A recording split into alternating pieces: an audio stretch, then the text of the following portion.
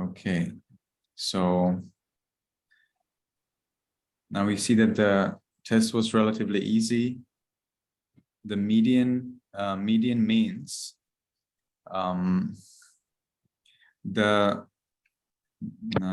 medium results, considering all of your results. So ideally median is 5. So that means that all of your results are properly distributed to less than 5 and over 5. If we see that median is 8, it means that most of your results are leaning towards, you see, this is actually left skewed. So your results are rather leaning towards 8, towards number 8. And that shows that the test was actually easy. Now let's look at your results. So we get some questions were easy, some questions were more difficult. So translate correctly Hattana and Ajay. Both of these had the option that both of the options are correct. So both of the options are actually correct. Let me see if I can see the question. That's not the way to see it.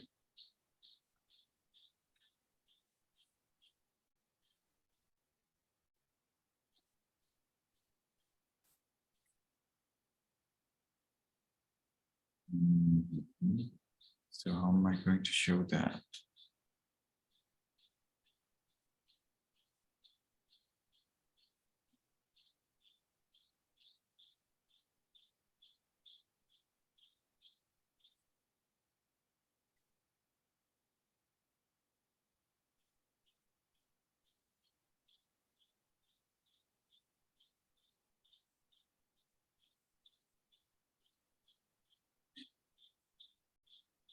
So translate correctly Hattanam. It is 4 hands and also of hands. So how can you remember these cases a little easier? Is that you memorize them. If you didn't memorize them, then it's pretty difficult. So one way to memorize them is to memorize 3 lists. This kind of declination list will appear again and again, and in the end you will learn probably about 20. Now you have learned 1. All right, you have learned 1. So you can imagine that if you did not master this 1, then it will be pretty hard to master the others. So you need to memorize that list. Okay, if you don't memorize it, then this will be a disaster for your Pali studies. Everybody must memorize it. There's no talk about that. You cannot just say, okay, I will be looking into the book. No, it doesn't work. You must memorize it. Somehow you must do that. So Hattanam, how will you remember that it's Hattanam? You will remember it. You can use your fingers, and you can use 4 fingers of your left hand and 4 fingers of your right hand to memorize the cases. So for nominative, accusative, dative, and the ablative case, you can keep your first 4 fingers. And so you know that the first one is who and what. The second one is for who, for what, or to who, or I see who, I see what is more accurate. So it's the accusative that you're relating to someone. The preposition for may appear in some translations, but it's not used here in this book. So it's better to use I see who, I see what. Third is by who, by what. Fourth is for who, for what. So that's the dative here. Let's get the book. Do you see it in the book too?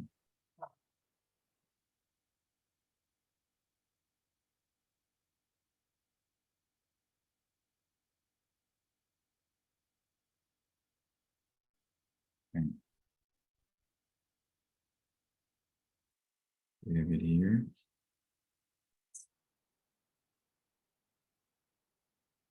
Yes.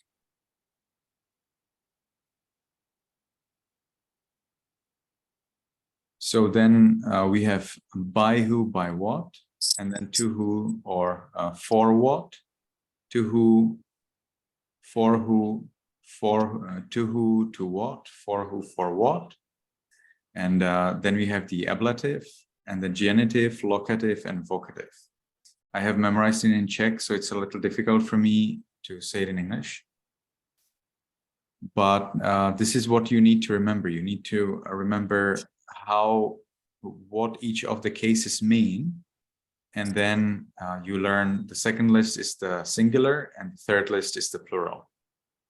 So you can learn nominative, accusative, instrumental, dative, ablative, genitive, locative, vocative, if you know what they mean. Then you learn naro, narang, narena, naraya, narassa, nara, naramha, narasma, narassa, nare, naramhi, narasme, nara, nara. And then you learn the plural, nara, nare, nare, bhinarehi, naranang, nare, bhinarehi, naranang, nare, sunara. Here it's a little easier because this is repeated, nare, bhinarehi, naranang, nare, bhinarehi, naranang again. But the translation, of course, is different because it's a different case. So what are these cases? So nominative is the case when this becomes the subject. So in the sentence, the main point, the main person or the main thing, that's the subject. Then you have accusative.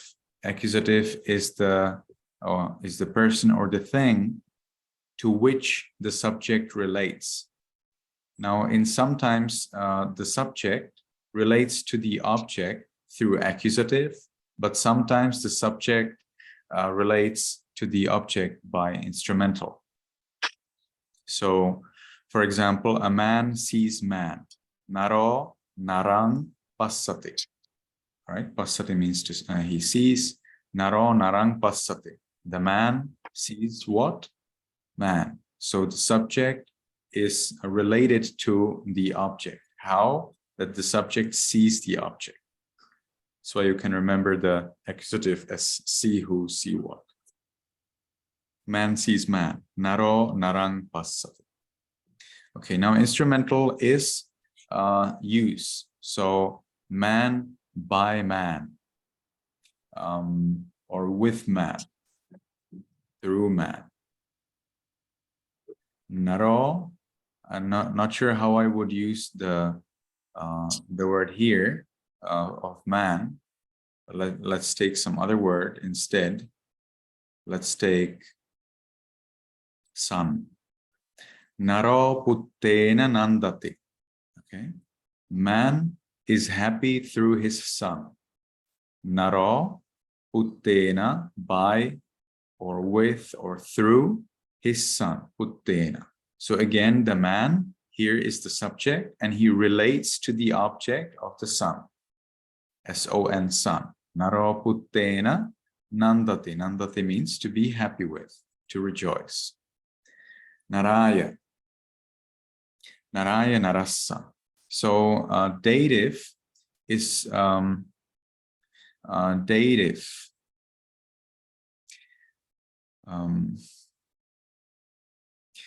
Is a little similar to the Pali word deeti, and deeti means to give. Now you probably know the word dana, giving, but if it is somebody gives something, then we use the word deeti.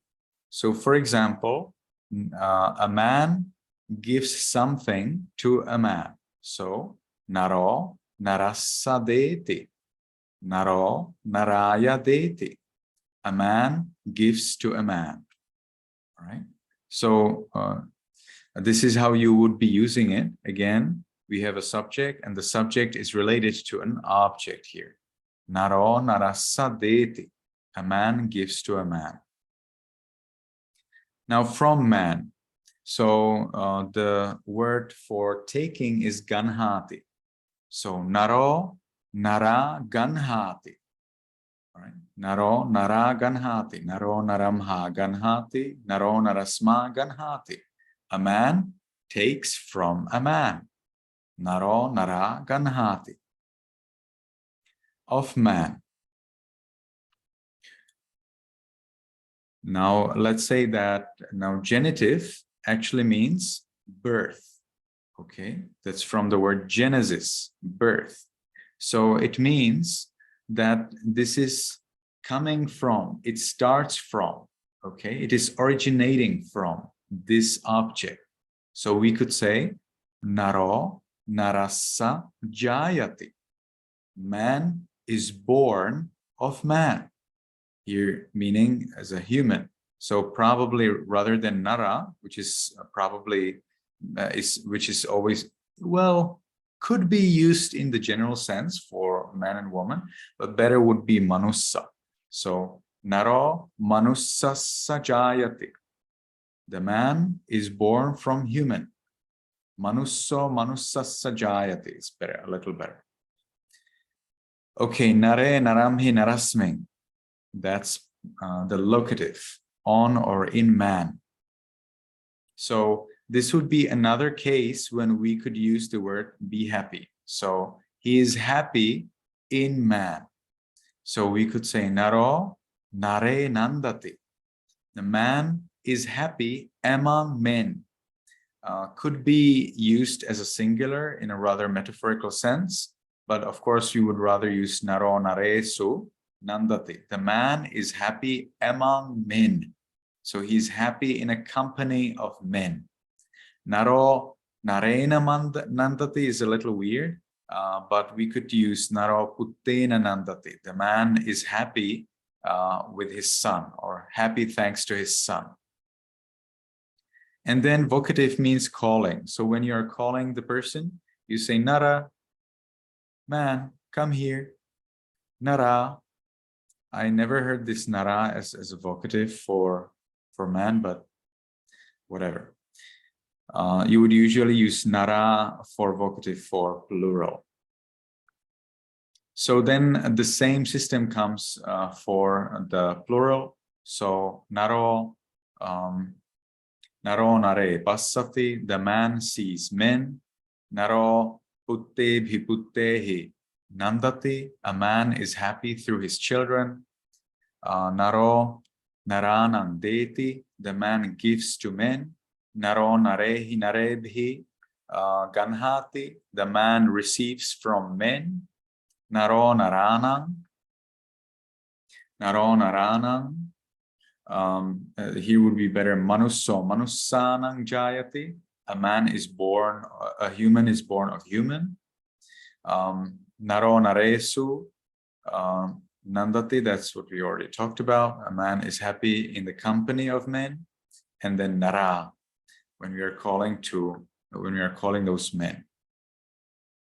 Now let's look at the exercise little by little. So we have here manussanam.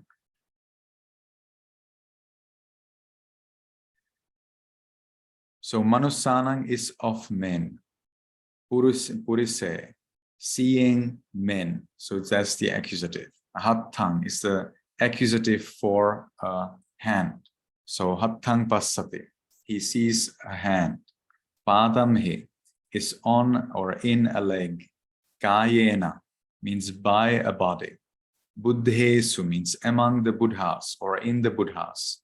Dhammang is the accusative. The accusative is a little easier because it just is the a and na. Dhammang, seeing a dhamma or relating oneself to dhamma. Sanghamha is from the sangha. Surye is in the sun. Rukkasa is of a tree. Akasena is by the sky. This is specifically used for flying through the sky. So if you're flying through the sky, then you're akasena. Akasena.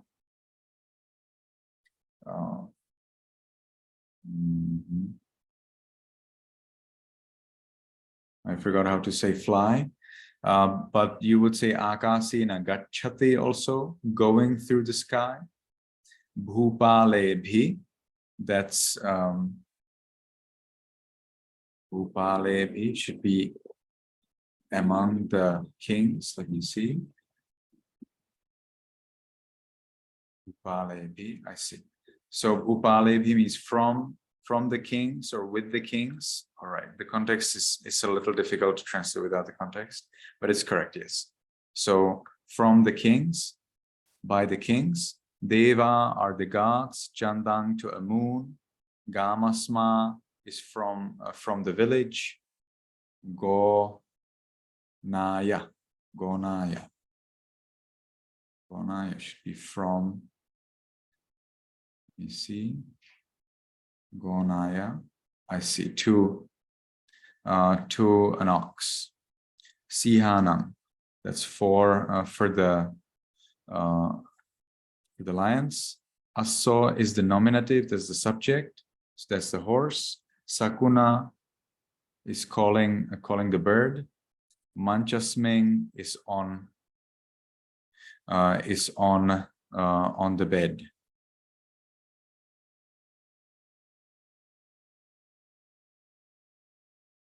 They translate mancha, yes, bed. Now let's go back. So the dogs, Sunaka, of the hand, Hattasma, on the man, Naresu, from the tree, Rukka, Rukkaya, right? Rukka, well, Rukka is correct. Rukkamha. And in the islands, Dipesu, with the foot, Padena, by the hands, by the hands will have to be Rukkehi, Rukkebhi, right? To the lion,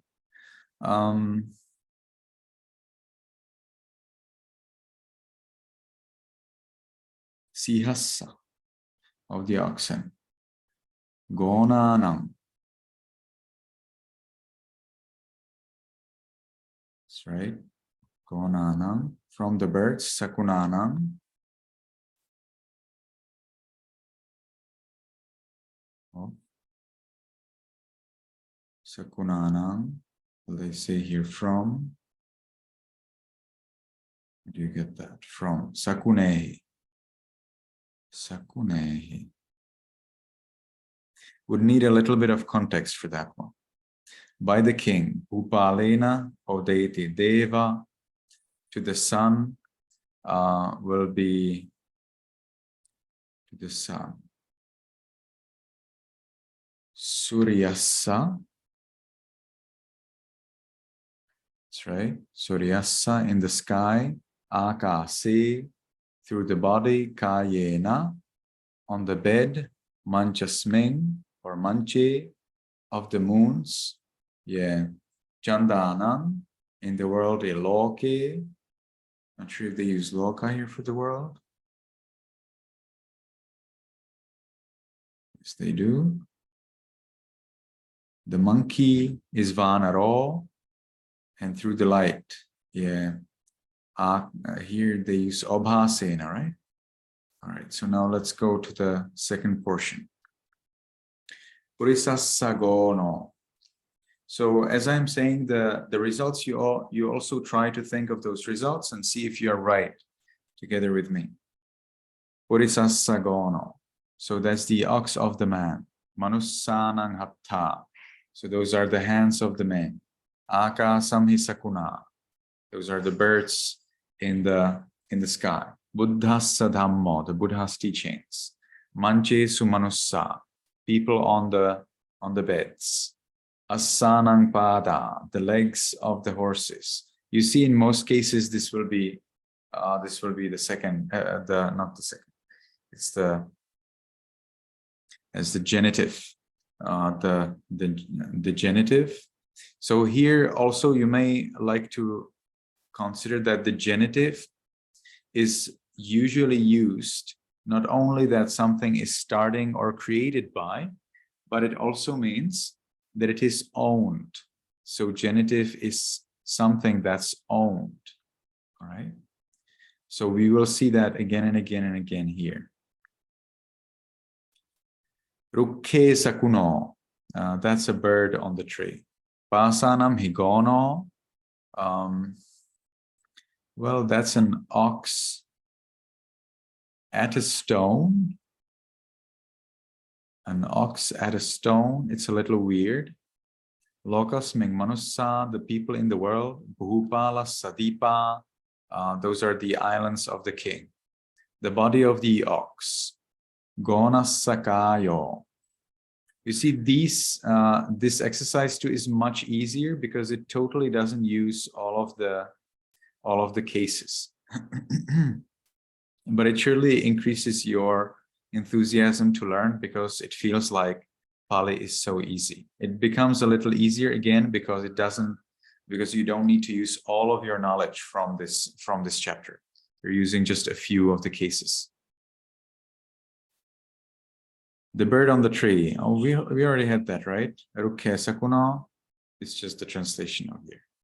And then the island of the world, Loka Sadipo, with the feet of the man, Manusasapa Padehi, right? Manusasapadehi, I would say. Let me see. With here, Padehi, yes, right. Manusasapadehi, by the hand of the monkey. Vanarasahatena, of the birds in the sky. So that will be Agasi Sakuna, Agasi Sakunehi. Sakunehi or Sakunana. Again, that would a little depend on the context. But they say, as for off, would be Sakunana. Yeah, I would say Sakunana.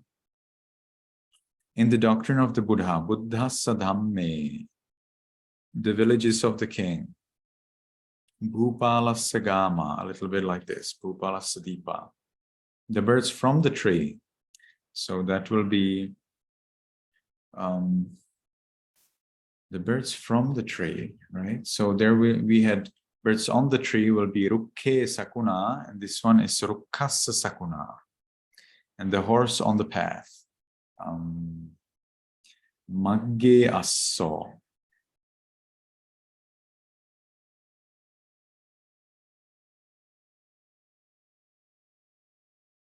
Okay. So for the next time, you can prepare conjugation of words, verbs. So you will learn some of the verbs that I told you. And let's do also exercise 4. So it's a little bit more of learning, but I would say that to me, the declination of the nouns is much, much more difficult, confusing, and boring than the verbs. So I have a great hope that you will find the verbs more interesting to learn. Also because verbs are indeed an action. You know, nouns don't do really anything. It's the verbs that move the world. So we want to get the verbs very correct. And so you will be able to translate some complete sentences, your first sentences, and then we get some conjugations.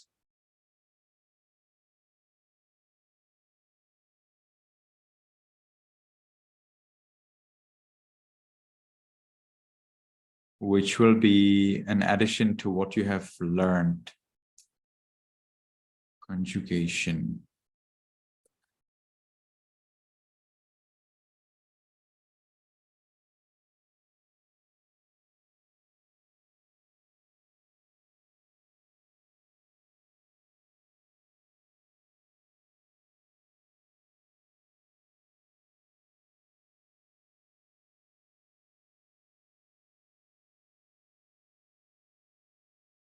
I see. Yes, that's still the verb. This is a total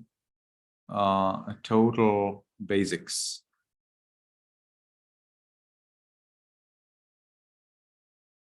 This is total basics. Working with the nouns and the verbs is total basics. Without that, you cannot do anything, and with that, you can do a lot. So this is the basic Pali. That's pretty good. We'll then be learning. Then after that comes the deeper practice of nouns and verbs. So you will then learn another lists of declining the nouns. So what is coming for you this week is learning verbs, learning the basic verbs. So you have learned the basic practice of nouns, and now you will be learning the verbs. Okay, that's pretty good. Well done. I think going through the exercise is maybe a little better than going through the questions, but if you want, we can do that. So for hands, hattanang, of hands, hattanang, this appears there 2 times. We were already talking about that. Aji, that's the goat. So it's the same thing, except it's the singular. So you get locative, accusative, you have it there two times. So let's look at that. Aji. So you will have aji as the locative, and you will also have it as the plural. Nare, nare. All right. Nare as the accusative for the plural and locative for the singular. So you will need again the context. I'm not used to study Pali without context, so I'm also learning with you. But it's indeed the basics. Varahena. So that's by a pig. I think that's pretty clear. Dhamme bhi. It's like dhammehi. So with the doctrines, instrumental, it's the plural. Deepamhi, on the island. Of the oxen. Gonanam, in the doctrine of the Buddha. So Buddhassa dhamme. The monkeys from the tree, that's from the exercise. Rukamha vanara.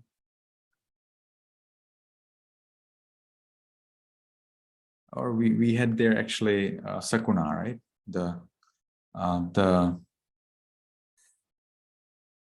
birds from the tree. The light of the doctrine. Dhammassa aloko. And then from the king's slaves. Rajasadasehi.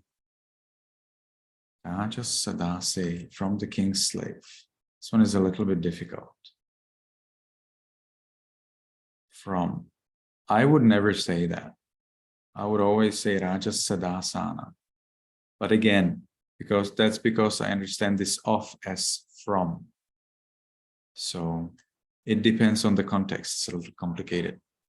So Rajasadasehi, Rajasadasanam would definitely be a difficult question for somebody who does not follow the course book and who just follows the Pali language. Because what do you mean by this word from? Sometimes the word from is used in the meaning of. All right, any questions, any concerns, any disagreements with the test or the questions?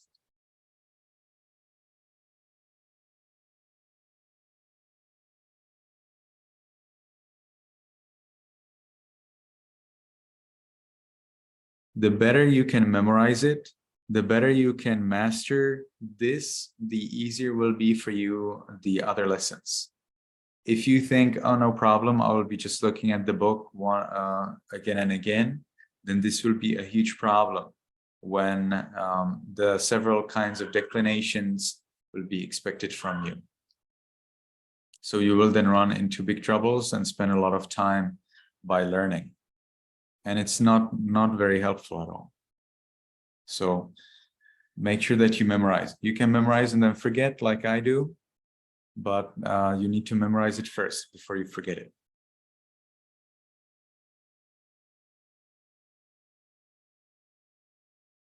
Okay, any questions, Any concerns? You see, our classes will be probably quite fast because we'll just go through the exercises. I see. I promised you the pronunciation, right? So let's look at the pronunciation. For pronunciation, we'll need some Pali text. So what shall we use as a Pali text? At this moment, probably the most common and the most famous Pali text that I can think of is the Eight Precepts. So the pronunciation in Pali, if we follow the Sri Lankan style,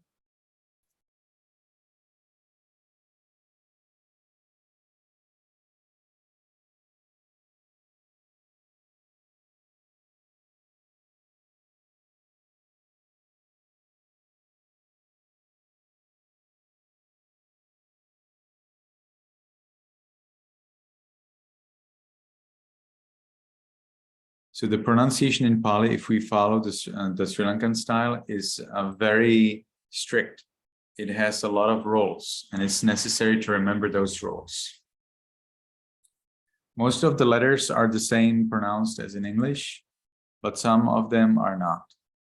For example, C, the letter C. We'll see that, for example, in Gacchami. So here we get C. C is pronounced as Ja in Pali, always. You will never say Gakkami. No, that's totally wrong. And you will never say Gassami.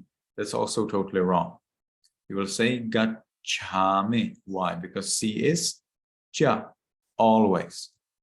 Always. There is never an exception. Indeed. Never an exception. Gacchami. I don't see many cha here. Let me see if there's some more cha. Yajami. There it is. Yajami. Some people would love to read it as Yakami. No, that's a total nonsense and it's ridiculous. It is Yajami. Yajami. Yajami. So C is always Ja. There is no exception for that. Then some people have problem with J. Let me see where we have it. J is always Ja, never Ya. Okay, in Czech you would say Ya, but this is not Czech language. This is Pali. So you read it as Ja, always Ja. And a similar problem, which is only for Vietnamese and nobody else in the world, it seems, is Ya. They would love to read it as Za, but that's totally ridiculous and wrong. Never you get sound Za in Pali. You get it in Burmese pronunciation, but we are now talking about Sri Lankan pronunciation. And even in Burmese, if you say Za instead of Ya, nobody will understand. They will think that you are maybe mentally ill or something has happened to you. So you need to pronounce YS, yeah, like in yes. You never say zes in Pali, right? In Vietnamese, right? Or do you say zes if somebody asks you something? You probably never say zes, right? You say yes. So we have ya as yes and za as zu, but this is not zu. This is yes. Ya, yes. Ya, yes. Not za. Za and ya are totally different. This is ya, like in yes. And you never get za in Pali. So we use always ya. So the Vietnamese people, most of them have totally no clue what I'm talking about because for them za and ya sounds the same way. But I'm trying.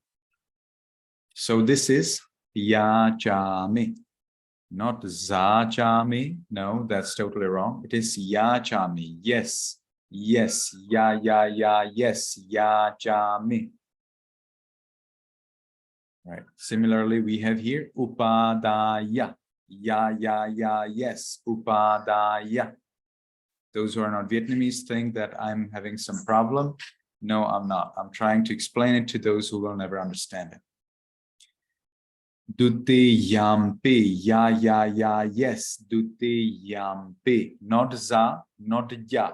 Some people, not Burmese, the Vietnamese people consider ya, za, and ya as the same sound. They see totally no difference, but there is. So we don't say y. There's no such sound in Pali or even in Burmese. So this is ya, like in yes. Duti yampi. You can think like duti yes ampi. Duti yes ampi, duti yampi. Not duti zampi. This is totally wrong. It's totally ridiculous. So I could repeat this 100 times and still there will be some people who will read it as a za because they have totally no clue what I'm talking about. It's difficult. It is difficult. I'm not exactly sure how better I can explain that. So for those who don't have problem with ya and za, they are pretty free from any problem because there is no other problem than ya and za for Vietnamese. So if you're not Vietnamese, Pali will be extremely easy for you to pronounce correctly.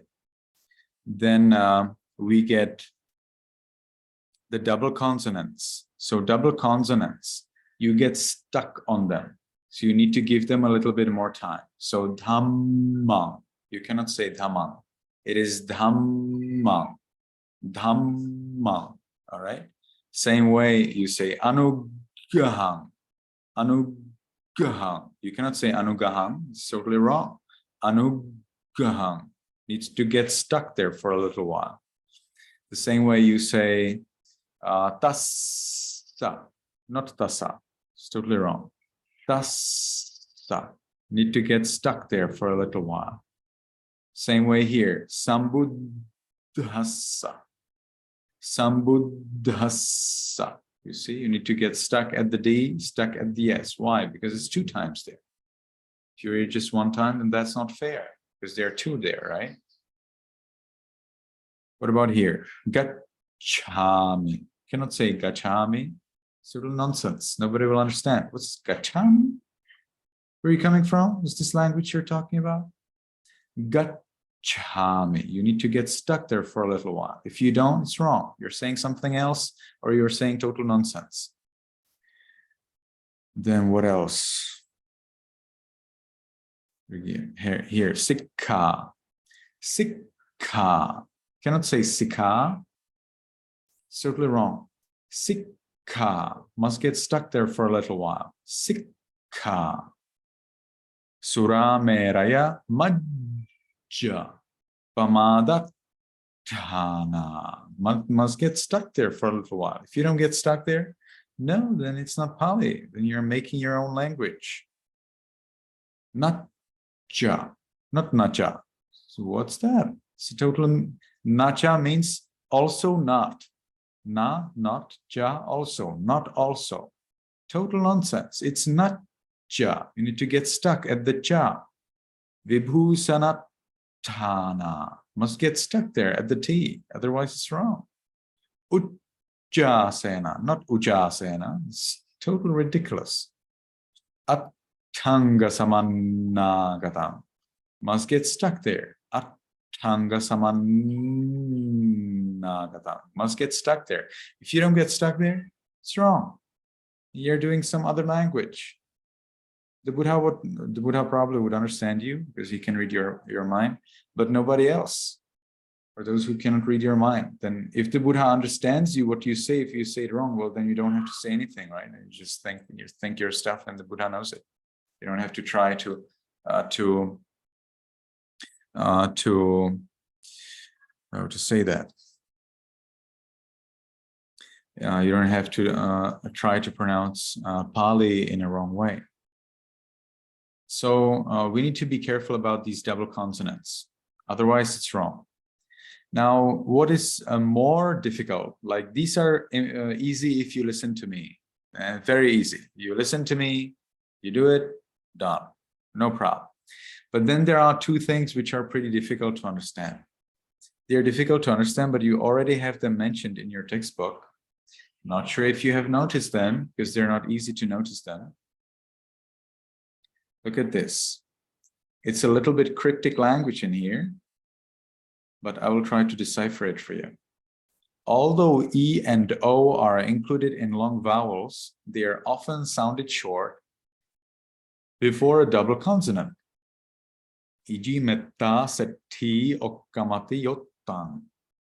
So here you have vowels, a, I, u, e, o. They're long, but you see, of the vowels a, I, u, a, I, u are short, the rest are long. So without a, I, u,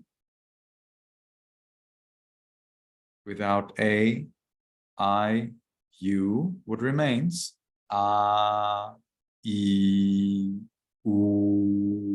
e, o. This is very difficult to understand and to accept. Most of you probably will never accept it in your life. They'll say, what? I don't believe that. That's the truth. And it's also what the course book says it. Okay? The course book clearly says it. A, I, U are short. The rest are long. Right? The rest are long. So no discussion here about that. They're long. E, O. It will be really difficult for you to accept it. Get ready for that. So it'll be extremely hard for you to accept. Why? Because they're written short. So look at this. What if I show you this word? How will you read it? You will probably read it namo. Because why? Because if a is short, then o probably is also short, because a, to be long, would probably have some little line here above.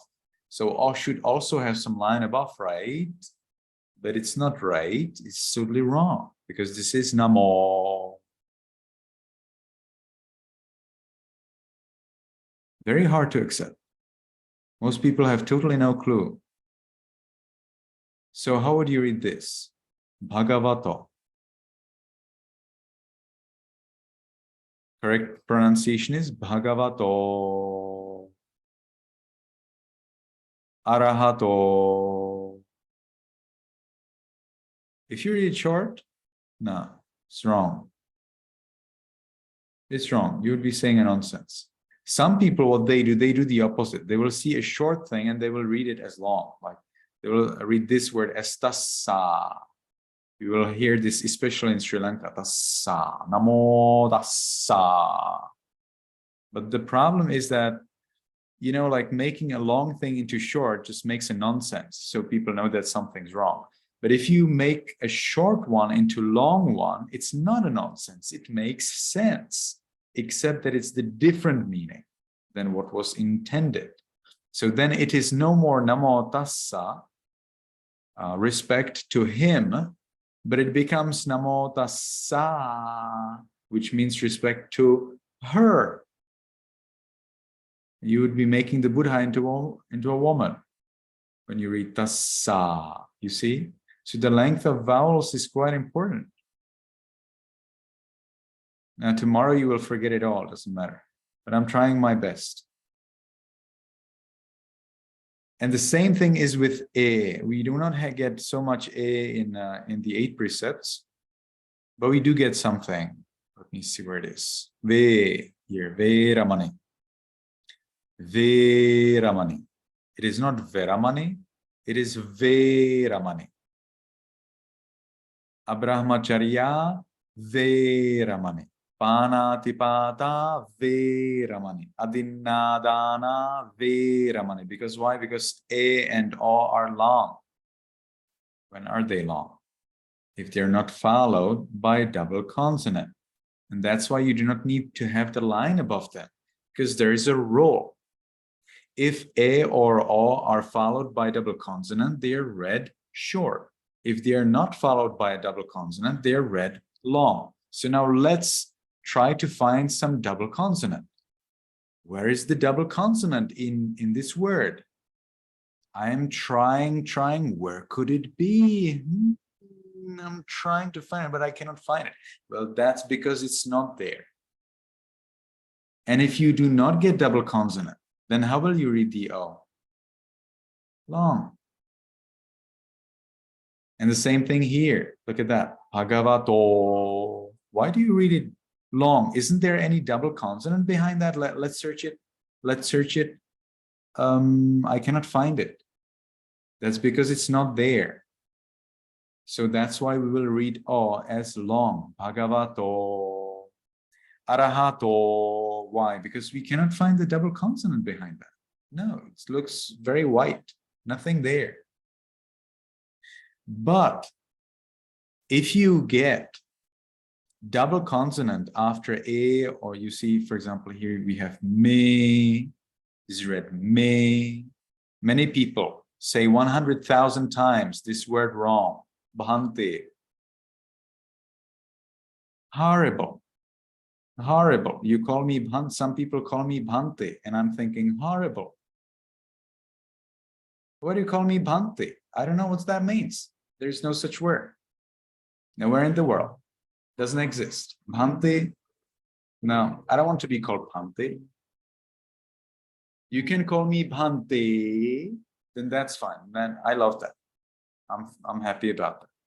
Because Bhante comes from the word Buddhadatta, and that means immensely good. And of course, I like to be called as someone who's immensely good. That's very nice. But if you call me Bhante, then I think that, oh, this guy doesn't know any Pali. Oh, that's horrible.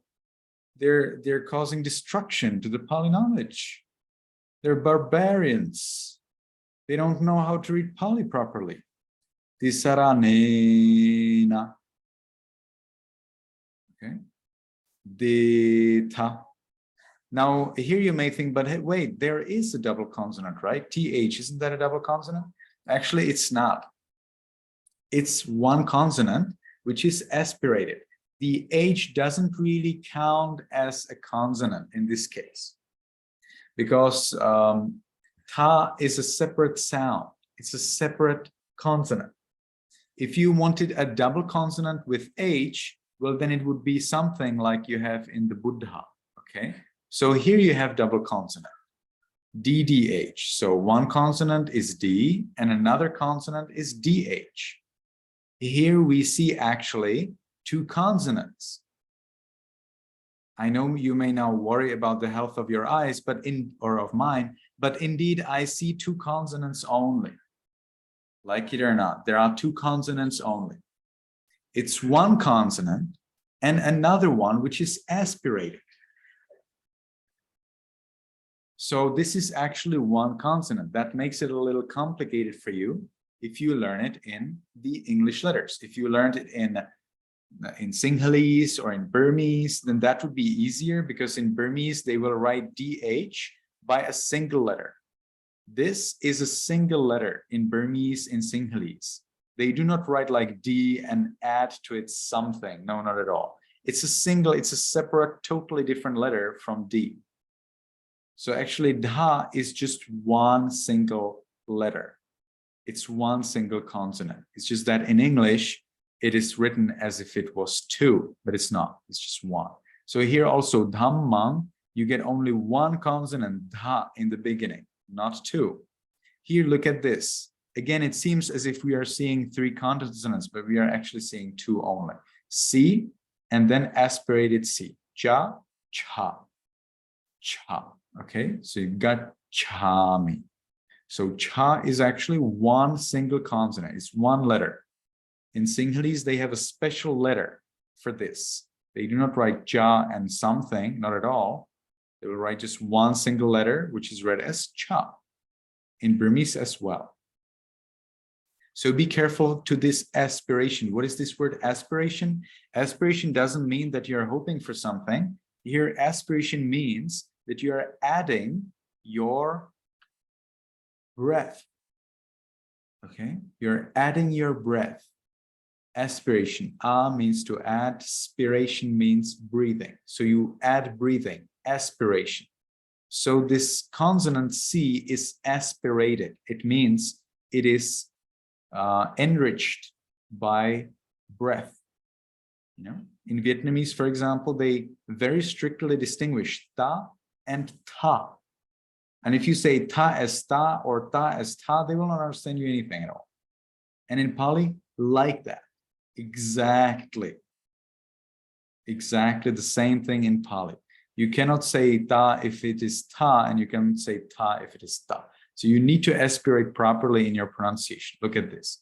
Again, we have two consonants, ka and ka. Must be aspirated. If you don't pronounce the aspiration, then it's wrong. It's total nonsense. You cannot say sikka padang. No, ridiculous. Sikka padang. We'll see this problem usually when people are taking refugees, because there's a lot of aspiration. Buddham. The ha must be there, like it or not. Gacchami. Dhammam. Gacchami. Sangham. Gacchami. If you don't aspirate, it's wrong. You don't have to aspirate that much, but you need to aspirate. You need to show that there is a difference. All right. So Buddhang Saranang Gacchami. You cannot say Gacchami. No, that's a nonsense. Most of Buddhists actually say that nonsense.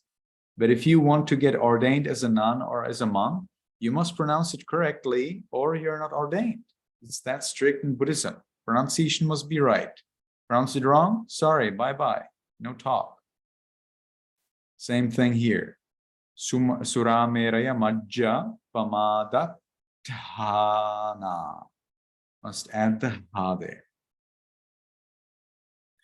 Bhojana. Okay.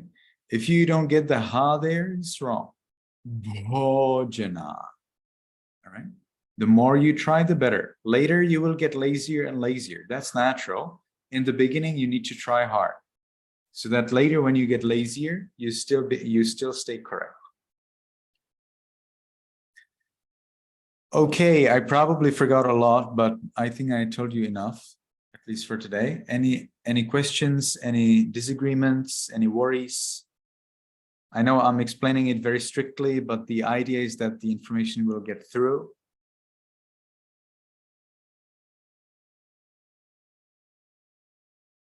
No questions, everything is clear. Yes, Han Nguyen. I see that sometimes when it's said that V as wa. Is that correct? V as wa? Is that correct? That's right. Wa is the correct one. Wa is correct. Va is not. So that's something where you can always find me wrong, because I like to read it as va. In Sri Lanka, they pronounce it as they like. Sometimes they pronounce va, sometimes wa, as according to their feelings. If they feel good, they pronounce va or wa. If they don't feel good, they pronounce va or wa. So it's not really according to their feeling, right? But I learned in Sri Lanka that va and wa don't matter because it doesn't mean anything else. So nobody can misunderstand. It's like the ya and za, right? You could say, but actually if you say za, then it's a disaster, because it's so shocking for a non-Vietnamese. Because ya and za is like for Japanese ra and la, all right? Totally don't understand why is ra and la different. For them, it's totally the same thing. And it's the same in Vietnamese, ya and za is totally the same thing, but not for anyone else in the world. Like ya and za is totally different thing. And in Pali, it's so shocking. Like if you try to learn Burmese, and you want to learn to say thank you, then you have chizu tembare, you have there the sound za. Now in Burmese, it's very important because they have the sound za. So if you use ya instead, then it's so ridiculous. So I have heard somebody telling a tipitaka dharasiero chiyu tembare. And chiyu actually means a mad parrot. So instead of saying thank you, you say a mad parrot, venerable sir. And he was really surprised. Why are you talking about mad parrots here? What's going on? So you need to be careful about the za and ya difference, all right? And in Burmese, it's a big difference. In Pali, it's just shocking for a non-Vietnamese. So it's so weird if you use za. Okay, any more question?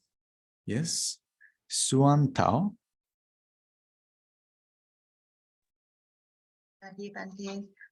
Mhm.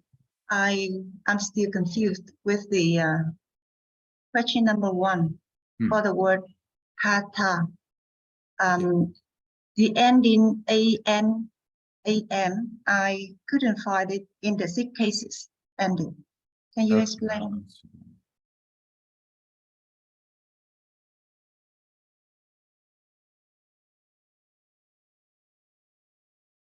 So we have hattanang.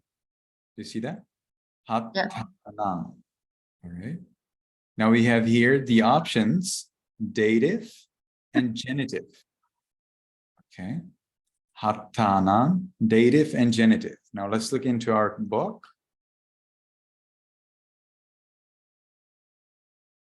And here we have naranang, 2 or 4 men, naranang of men. You see the letters A, N, A, nga, A, N, A, nga are the same. And with the hattanang is like that. Hattanang, 2 or 4 hands, hattanang of hands. Okay, let me see if I got the cases right. So you have genitive and dative. And I have genitive and dative. Can't see any problem.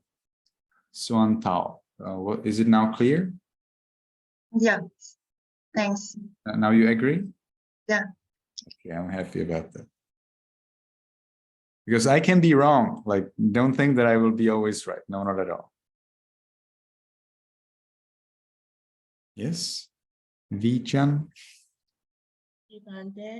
So from now on, we can understand. I just have the same question you somehow. I cannot hear you clearly. Can you please come a little closer and maybe talk also louder?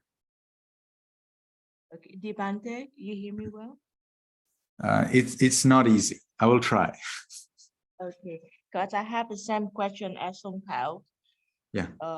So from now on, we can understand that the case ending as A-N-A-M, Anam, is similar. It's the same with Anand. Yeah. Well, how would it be different? It's just in the course book we don't see the case ending of Anam. Didn't I show it to you just now? But it display different. But the letter we see there is a different the letter that you give us. Like the N and the long N. Because I used that yes, under this M. one we don't see in the textbook. You mean the difference between this Yes. glyph? It's called glyph. The difference between this glyph and this glyph. I see. Yeah, well, this one is the modern way and this one is the old way. I didn't tell you because to me it's just so obvious. But now you know. So I never use this glyph because it's no more used by the modern scholars. We always use M with dot below.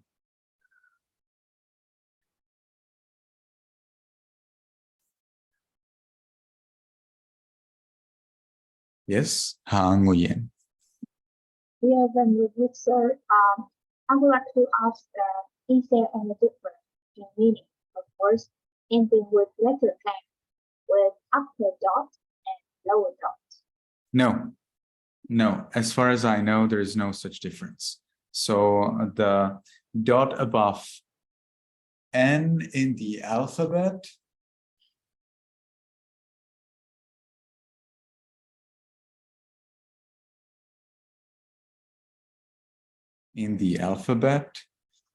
where do you get the N above, the dot above N and the dot below N? They're pronounced exactly the same way, and I have no idea why they're written different way. Because probably they were pronounced a different way in the Buddha's time, but I'm unable to find a way. I'm unable to understand how could that be. So we have here, as you can see, we have here the matrix of Pali alphabet. Ka, ka, ga, gha, nga. You see, this is one single letter. These are consonants. So this is a consonant, this is a consonant. You see, when it's aspirated, it just means that it's a different consonant. It's totally different one, totally different. So we can see the N with dot over here. Let me choose a different color. So we can see N with dot over here, and we can see M with dot below here. So that's where they put it. But I don't know. I don't know why would you put na here at the end. Usually in dictionaries of Pali, you would get this nga. You would get this nga before all of the others, rather than at the end. But depends on the dictionary. Different dictionaries are confused in different way. But yes, so we could say that N with dot above is at the end of the first row, and M with dot below is at the end of all of the matrix. But I admit that this is the first time actually that I'm realizing that the letter is here. I didn't notice it here at all. This is the first time, so thank you very much. But pronunciation is exactly the same. And you will find in some words that even the great Pali scholars who wrote the Pali texts were confused about it. One of the famous words for that is Sangha. So will you write Sangha with a dot below M or with a dot above N? So let's vote. Some of you probably already know the answers, so that's not fair towards the others who don't know it, because we already discussed it in a different class somewhere else. But let's see. So who of you thinks that it is okay to write Sangha with dot below M? Please raise your Zoom hand.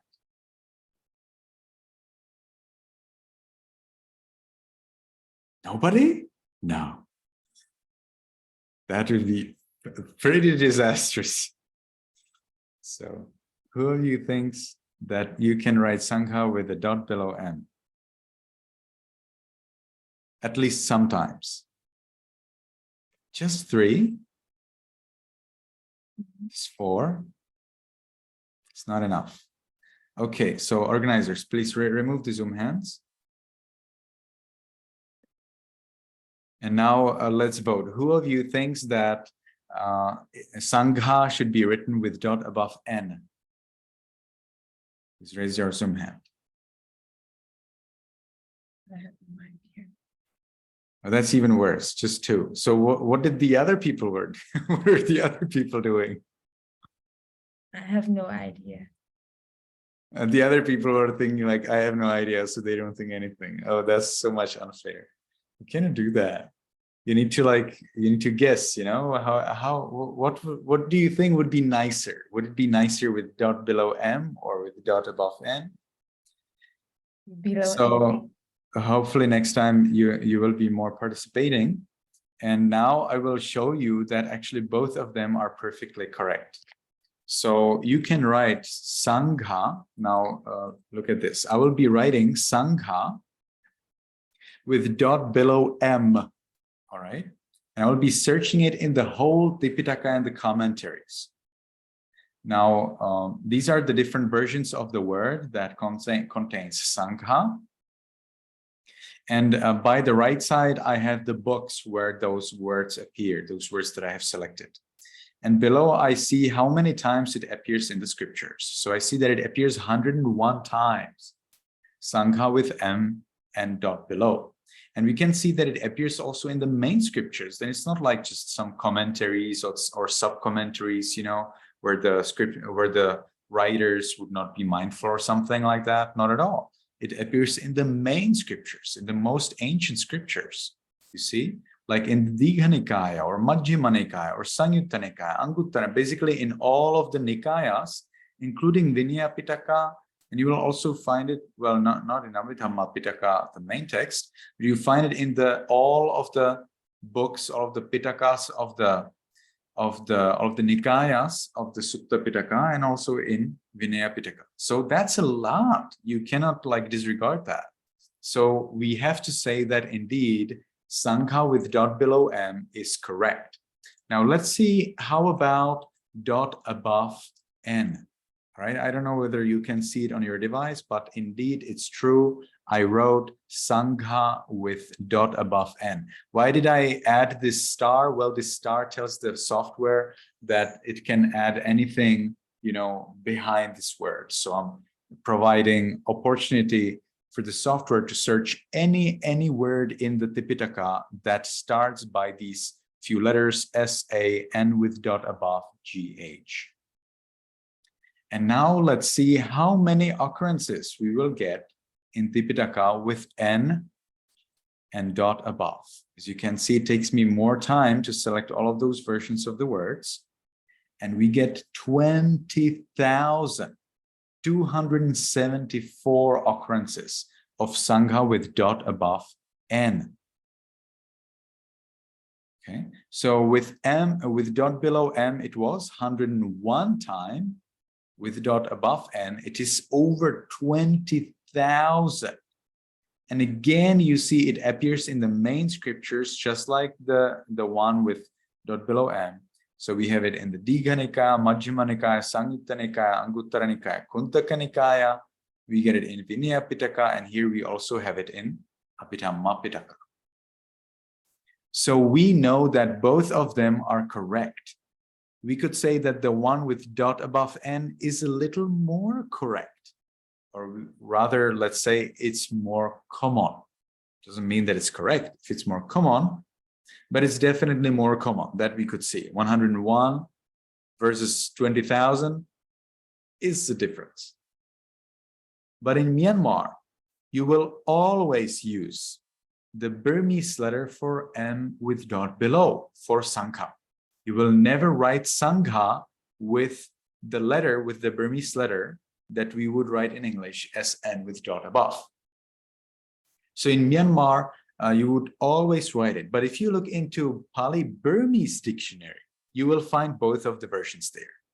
So the Pali Burmese dictionary contains the Sangha in both versions with the dot above N and dot below M, of course, in the Burmese script, in the Burmese letters. But you need to understand that they're equivalent. They are related to the English script, right? So both of them are correct. You can write it whatever way you want. Now, as for me, so now you could say, so which one should I choose? So what you can do, you can take a side. Will you take the side of the Burmese Buddhists, or will you take the side of the Western scholars? Now, for me, because I'm coming from Burmese tradition, I like to take the side of the Burmese Buddhists. Because many times the Burmese Buddhists are actually much more correct and precise than the Western scholars. So I'm always safer following the Burmese Buddhism. And in Burmese Buddhism, it is M with dot below. So you will always see me write Sangha with dot below M. But if you write it with dot above N, I will not say that it's wrong. Okay, no worries. And probably nobody educated in Pali will say that it's wrong. But those who are educated in Pali will know that both versions are correct. Okay, last question.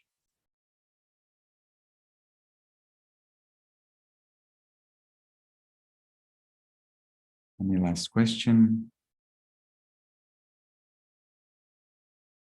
Hopefully the learning for next time is clear. Well, you will have the test from exercise 3 and 4. I think it cannot be clearer. So whatever is the knowledge expected for exercise 3 and 4, that will be expected for the test. It will be the same system next lesson. Fine. So it was a pleasure to see everybody. I hope to see you next week again. May you be happy, may you be healthy, and may you soon attain the eternal bliss of Nibbana.